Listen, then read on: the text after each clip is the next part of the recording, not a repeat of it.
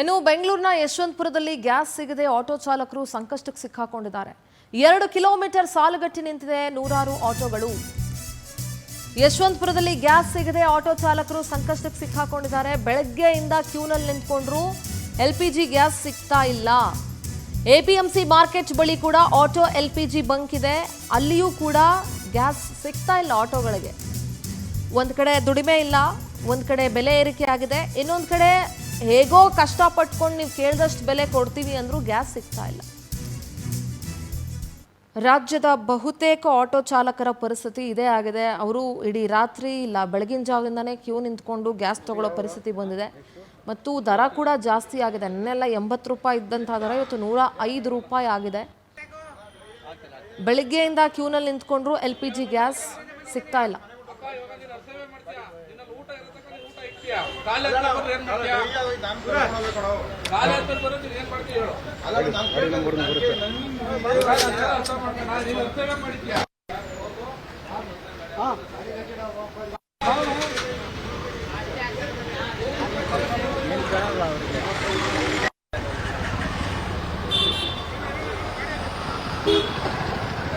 ಏನು ಇಲ್ಲ ಸರ್, ಏನು ಇಲ್ಲ, ಬರ್ಬೇಕಷ್ಟೇ. ಹೋಗ್ಲಿ, ರೇಟ್ ಕಡಿಮೆ ಮಾಡಿಸಲ್ಲ, ಅದು ನೀವು ಮಾಡಿ.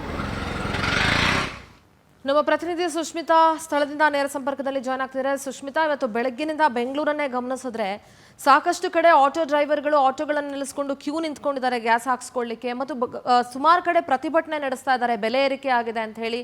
ಸದ್ಯ ಯಶವಂತಪುರದ ಪರಿಸ್ಥಿತಿ ಹೇಗಿದೆ? ಯಶವಂತಪುರದಲ್ಲಿ ಆಟೋ ಚಾಲಕರ ಪರಿಸ್ಥಿತಿ ಹೇಗಿದೆ? ಏನು ಹೇಳ್ತಾ ಇದ್ದಾರೆ?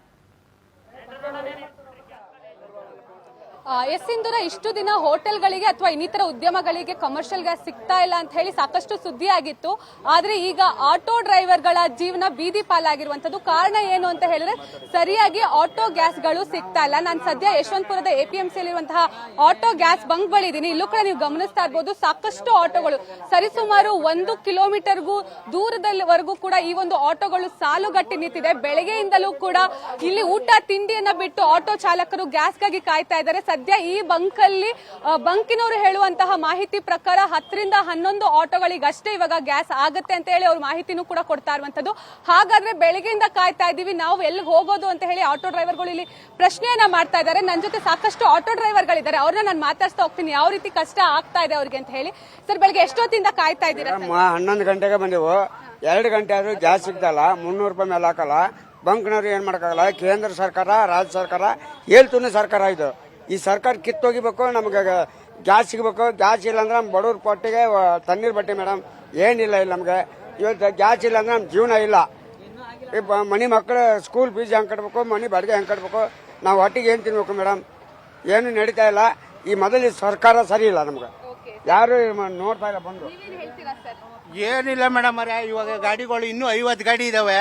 ಅವ್ರು ಅಲ್ಲಿಂದ ಅಲ್ಲಿ ಲೈನ್ ನಿಂತಿರೋದು ಇನ್ನೂ 50-60 ಗಾಡಿ ಇದಾವೆ. ಅವ್ರ ಹೆಂಡತಿ ಮಕ್ಳು ಏನ್ ಮಾಡೋದು ಮೇಡಮ್ ಅವರೇ? ಇರೋರ್ಗೆ ಹಾಕಿದ್ದಾರೆ. ಇವಾಗ ಬೆಳಿಗ್ಗೆ 3 ಗಂಟೆ 4 ಗಂಟೆ ಬಂದು ನಿಂತ್ಕೋಬೇಕು ಅನ್ನಿ.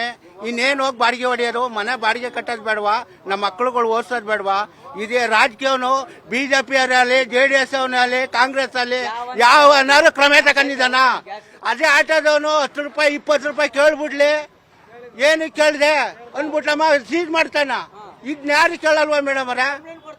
ಕಂಪ್ಲೇಂಟ್ ಕೊಡ್ತಾರ. ಇದಕ್ಕೇನ್ ಮಾಡೋದು? ಕ್ರಮ ಏನ್ ಮಾಡೋದು?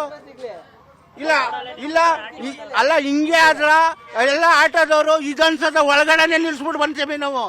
ಗೇಟ್ ಹತ್ರನೇ ನಿಲ್ಲಿಸ್ತೀವಿ ಗಾಡಿನ. ಇದಂತೂ ಸತ್ಯ.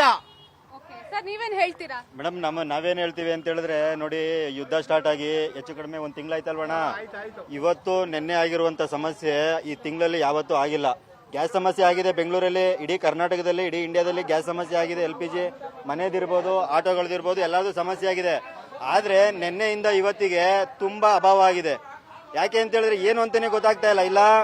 ಒಂದ್ ಕಡೆ ಇದೇ ಮೀಡಿಯಾಗಳಲ್ಲಿ ನೀವೇ ತೋರಿಸ್ತೀರಾ, ಯಾವ್ದೋ ಅಲ್ಲಿಂದ ಬಾರ್ಡ್ರಿಂದ ಬರ್ತಾ ಇದೆ, ಅದು ಸಮುದ್ರ ಮಾರ್ಗ, ಅದು ಆರ್ಮೋಜ್ ಜಲಸಂಧಿಯಿಂದ ಟ್ಯಾಂಕರ್ ಗಟ್ಲೆ ಬರ್ತಾ ಇದೆ, ಏನು ತೊಂದರೆ ಆಗಲ್ಲ ಅಂತೇಳಿ ನರೇಂದ್ರ ಮೋದಿ ಅವರು ಟಿವಿ ಸ್ಟೇಟ್ಮೆಂಟ್ ಕೊಡ್ತಾರೆ.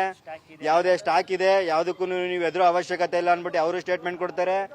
ಆದ್ರೆ ಇವತ್ತಿನವರೆಗೂ ಸ್ಟೇಟ್ ಗವರ್ಮೆಂಟ್ ಯಾರು ನಮ್ಮ DCM CM ಯಾರಿದ್ದಾರೆ ಇವತ್ತಿನವರೆಗೂ ಕರ್ನಾಟಕದಲ್ಲಿ ಆಗ್ತಾ ಇರತಕ್ಕಂಥ ಗ್ಯಾಸ್ ಸಮಸ್ಯೆ ಬಗ್ಗೆ ಇವತ್ತಿನವರೆಗೂ ಯಾರಾದ್ರೂ ಮಾತಾಡಿದಾರಾ? ಯಾವ ಮೀಡಿಯಾದಲ್ಲಿ ತೋರಿಸಿಲ್ಲ, ಯಾವ ಮೀಡಿಯಾದಲ್ಲಿ ಕೂತ್ಕೊಂಡು ಮಾತಾಡಿಲ್ಲ ಅವರು.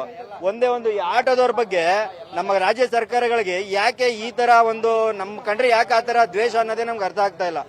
ಎಲೆಕ್ಷನ್ ಟೈಮಲ್ಲಿ ಓಟ್ ಕೇಳಕ್ ಬಂದಾಗ ನಿಮ್ ಚಾಲಕರಿಗೆ ಅದನ್ ಮಾಡ್ತೀವಿ, ಚಾಲಕರಿಗೆ ಇದನ್ ಮಾಡ್ತೀವಿ ಅಂತ ಹೇಳ್ಬಿಟ್ಟು ಭರವಸೆಗಳನ್ನ ಕೊಟ್ಟು ಓಟೆ ಒತ್ತಿಸ್ಕೊಂತಾರೆ. ಇವತ್ತು ಈಗ ಲಾಸ್ಟ್ ಟೈಮ್ ಆದಂತ ಬಜೆಟ್ ಅಲ್ಲಿ ಚಾಲಕರಿಗೋಸ್ಕರ ಏನು ಕೊಟ್ಟಿಲ್ಲ ಅವರು.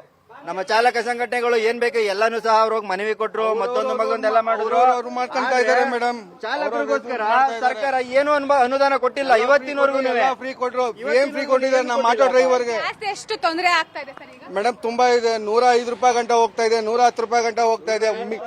ಮಿನಿಮಮ್ 36 100 ರೂಪಾಯಿ ಆಗ್ಬೇಕಾಗುತ್ತೆ. ಕಡಿಮೆ ಬಿಡ 100 ರೂಪಾಯಿ 50 ರೂಪಾಯಿ ಅಂತ ಎಲ್ಲಿ ಹೋಗೋಣ?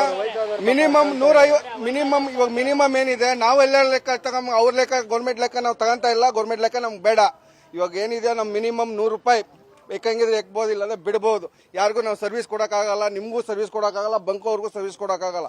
ನೀವ್ ಹೇಳ್ದಂಗೆ ನಾವು ಕೇಳ್ಬೇಕು ಅಂದ್ರೆ ನಾವ್ ಹೇಳ್ದಂಗೆ ನೀವು ಕೇಳ್ರಿ. ಎಲ್ರಿ ಹೋಗಿದೆ ಕಣ್ಮುಚ್ಕೊಂಡಿದೇನ್ರಿ ಸರ್ಕಾರ? ಎಲ್ರಿ ಮುಖ್ಯಮಂತ್ರಿ ಅಂತ ಹೇಳ್ತಾರೆ. ಎಲ್ರಿ ಉಪಮುಖ್ಯಮಂತ್ರಿ ಕಣ್ಣಿಗೆ ಕಾಣಿಸ್ತಾ ಅಲ್ವಾ?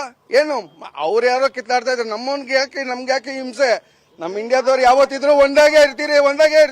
ನಮಗ್ ಬೇಕಾಗಿರೋದು ಓಟ್ ಮಾತ್ರ ಒಬ್ರು ಹಾಕ್ಬೇಡ್ರಿ ಸರ್. ಯಾರಿಗೂ ಓಟ್ ಹಾಕ್ಬೇಡ್ರಿ. ಓಟ್ ಯಾರಿಗೂ ಹಾಕ್ಬೇಡ್ರಿ ಸರಿ. ನಮ್ಮ ಆಟೋದವರು ಯಾರು ಓಟ್ ಹಾಕ್ಲೇಬೇಡ್ರಿ. ಅವ್ರಿಗೆ ನೋಡೋಣ ಅದೇನಾಗುತ್ತೆ ಆಗ್ಬಿಡ್ಲಿ ಸರಿ. ನೋಡೋಣ ಸಾರ್ವಜನಿಕರಿಗೆ ಈ ಮೀಡಿಯಾ ಮುಖಾಂತರ ನಾನು ಒಂದೇ ಒಂದು ಮನವಿ ಮಾಡ್ತೀನಿ. ಓಟ್ ಮಾತ್ರ ಯಾರಿಗೂ ಹಾಕ್ಬೇಡ್ರಿ. ಒಂದ್ ನಿಮಿಷ ಅಣ್ಣ. ಸಾರ್ವಜನಿಕರಿಗೆ ಇಡೀ ಕರ್ನಾಟಕದ ಎಲ್ಲಾ ಜಿಲ್ಲೆಯ ಎಲ್ಲಾ ತಾಲೂಕಿನ ಎಲ್ಲಾ ಊರಿನ ಆಟೋದಲ್ಲಿ ಓಡಾಡುವಂತ ಎಲ್ಲಾ ಸಾರ್ವಜನಿಕರಿಗೆ ಕೈ ಮುಗಿದು ಕೇಳ್ಕೊತೀನಿ, ದಯವಿಟ್ಟು ಮೀಟರ್ ಮೇಲೆ 10 ರೂಪಾಯಿ 20 ರೂಪಾಯಿ ಕೊಟ್ಟು ಕೇಳಿದ್ರೆ ದಯವಿಟ್ಟು ಸಹಕರಿಸಿ.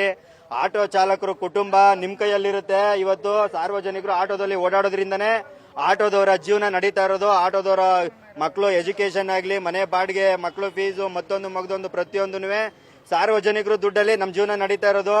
ಸಿಚುವೇಶನ್ ಸರಿ ಇಲ್ಲದೆ ಇರೋದ್ರಿಂದ ಇಡೀ ಕರ್ನಾಟಕದ ಎಲ್ಲಾ ಚಾಲಕರ ಪರವಾಗಿ ಕೈ ಮುಗಿದು ನಾವು ಕೇಳ್ತಾ ಇದೀವಿ. ಪ್ರತಿಯೊಬ್ಬ ಚಾಲಕರು 10 ರೂಪಾಯಿ 20 ರೂಪಾಯಿ ಕೇಳಿದ್ರೆ ಮೀಟರ್ ಮೇಲೆ ದಯವಿಟ್ಟು ಕೊಟ್ಟು ಆಟೋ ಚಾಲಕರ ಕುಟುಂಬಕ್ಕೆ ನೀವು ಸಹ ಸಹಕರಿಸಬೇಕಾಗಿ ನಿಮ್ಮ ಜೊತೆ ಅವ್ರನ್ನ ಕರ್ಕೊಂಡು ಹೋಗ್ಬೇಕು ಕಷ್ಟ ಕಾಲದಲ್ಲಿ. ಯಾಕೆ ಅಂತ ಹೇಳಿದ್ರೆ ಹಲವಾರು ವರ್ಷಗಳಿಂದ ಸಾರ್ವಜನಿಕರು ಎಂತ ಪರಿಸ್ಥಿತಿಲೂ ನಿಮ್ ಸೇವೆನ ಮಾಡ್ಕೊಂಡು ಬಂದಿದ್ದಾರೆ. ಸಾರಿ, ಆಟೋ ಚಾಲಕರು ನಿಮ್ಗೆ ಸೇವೆ ಕೊಡ್ತಾ ಇದ್ದಾರೆ.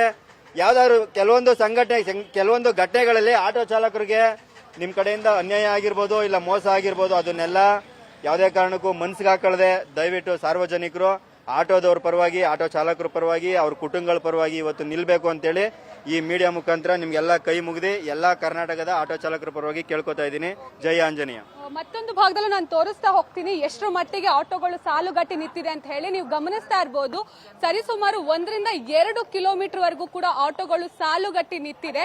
ಇದರಲ್ಲಿ ಇನ್ನ ಸರಿಸುಮಾರು 10 ರಿಂದ 11 ಆಟೋಗಳಿಗೆ ಮಾತ್ರ ಇಲ್ಲಿ ಗ್ಯಾಸ್ ಸಿಲಿಂಡರ್ ನಾವು ಪೂರೈಕೆ ಮಾಡಬಹುದು. ಅದಾದ್ಮೇಲೆ ಖಾಲಿ ಆಗುತ್ತೆ ಅಂತ ಹೇಳಿ ಇಲ್ಲಿರುವಂತಹ ಬಂಕ್ ನ ಸಿಬ್ಬಂದಿ ಕೂಡ ಹೇಳಿರುವಂತದ್ದು. ಸೊ ನೀವು ಗಮನಿಸ್ತಾ ಇರಬಹುದು, ಸಾಲುಗಟ್ಟಿ ನಿಂತಿದೆ. ಕೇವಲ ಯಶವಂತಪುರದಲ್ಲಿರುವಂತಹ ಈ ಒಂದು ಬಂಕ್ ಅಷ್ಟೇ ಅಲ್ಲ, ಕಾಟನ್ ಪೇಟೆ ಆಗಿರಬಹುದು, ರಾಜಾಜಿನಗರ ಆಗಿರಬಹುದು, ಎಲ್ಲಾ ಭಾಗದಲ್ಲೂ ಕೂಡ ಆಟೋಗಳು ಇದೇ ರೀತಿ ಸಾಲುಗಟ್ಟಿ ನಿಂತಿದೆ. ಬೆಳಗ್ಗೆಯಿಂದಲೂ ಕೂಡ ಊಟ ತಿಂಡಿಯನ್ನ ಬಿಟ್ಟು ಇಲ್ಲಿ ಆಟೋ ಚಾಲಕರು ನಮಗೆ ಗ್ಯಾಸ್ ಸಿಗಬಹುದು ಅನ್ನುವಂತಹ ನಿರೀಕ್ಷೆಯಲ್ಲಿ ಇಲ್ಲಿರುವಂತದ್ದು. ಒಟ್ಟಿನಲ್ಲಿ ಈ ಒಂದು ಯುದ್ಧದ ಏನಿದೆ ಸಾವಿರಾರು ಕಿಲೋಮೀಟರ್ ದೂರದಲ್ಲಿ ಆಗ್ತಾ ಇದೆ. ಆದ್ರೆ ನಮ್ಗೆ ಯಾಕೆ ಈ ರೀತಿಯ ತೊಂದರೆ ಆಗ್ತಾ ಇದೆ? ಇದ್ರ ಜೊತೆಗೆ ರಾಜ್ಯ ಸರ್ಕಾರ ಯಾವುದೇ ರೀತಿ ನಮ್ಮ ಅಳಲನ್ನ ಕೇಳ್ತಾ ಇಲ್ಲ. ಕೇವಲ ಓಟಿಗೋಸ್ಕರ ನಮ್ಮ ಬಳಿ ಬಂದು ನಿಲ್ತಾರೆ. ಆದ್ರೆ ನಮಗೆ ಕಷ್ಟ ಬಂದಂತಹ ಸಂದರ್ಭದಲ್ಲಿ ನಮ್ಗೆ ಯಾವತ್ತೂ ಕೂಡ ಯಾವುದೇ ರೀತಿ ಸರ್ಕಾರಗಳು ನಮಗೆ ಸಹಾಯ ಮಾಡೋದಿಲ್ಲ ಅಂತ ಹೇಳಿ ಇಲ್ಲಿ ಆಟೋ ಚಾಲಕರು ಆಕ್ರೋಶವನ್ನ ಹೊರ ಹಾಕ್ತಾ ಇರುವಂತದ್ದು ನೀವು ನೋಡ್ತಾ ಇರ್ಬೋದು. ಕಣ್ಣು ಹಾಯಿಸಿದಷ್ಟು ದೂರಕ್ಕೂ ಕೂಡ ಬರೀ ಆಟೋಗಳೇ ಕಾಣಿಸುತ್ತೆ. ಅಷ್ಟರ ಮಟ್ಟಿಗೆ ಎಲ್ಲರೂ ಕೂಡ ನಿಂತಿರುವಂತದ್ದು. ಒಟ್ನಲ್ಲಿ ಈ ಒಂದು ಯುದ್ಧ ಏನಿದೆ ನಿಜಕ್ಕೂ ಕೂಡ ಕೇವಲ ಹೋಟೆಲ್ಗಳು ಅಷ್ಟೇ ಅಲ್ಲ, ಆಟೋಗಳಿಗೂ ಕೂಡ ಭಾರಿ ಪ್ರಮಾಣದಲ್ಲಿ ಹೊಡೆತ ಬಿದ್ದಿದೆ. ಹೀಗೆ ಆಟೋ ಚಾಲಕರು ಕೂಡ ಹೇಳ್ತಾ ಇರೋದು ಒಂದೇ, ನಮ್ಗೆ ಸರ್ಕಾರ ಯಾವುದೇ ರೀತಿ ಸಹಾಯವನ್ನ ಮಾಡ್ತಾ ಇಲ್ಲ. ಹೀಗಾಗಿ ನಮ್ಗೆ ಬೇಕಾದಂತಹ ದರದಲ್ಲಿ ನಾವು ಆಟೋವನ್ನ ಓಡಿಸ್ತೀವಿ, ಸಾರ್ವಜನಿಕರು ಕೂಡ ನಮ್ಗೆ ಸಹಕಾರವನ್ನ ನೀಡಬೇಕು ಅಂತ ಹೇಳಿ ಅವರು ಮನವಿಯನ್ನ ಮಾಡ್ಕೊಳ್ತಾ ಇದ್ದಾರೆ. Sindhura. All right Sushmita, thank you ನಿಮ್ಮೆಲ್ಲ ಡೀಟೇಲ್ಸ್ಗಾಗಿ.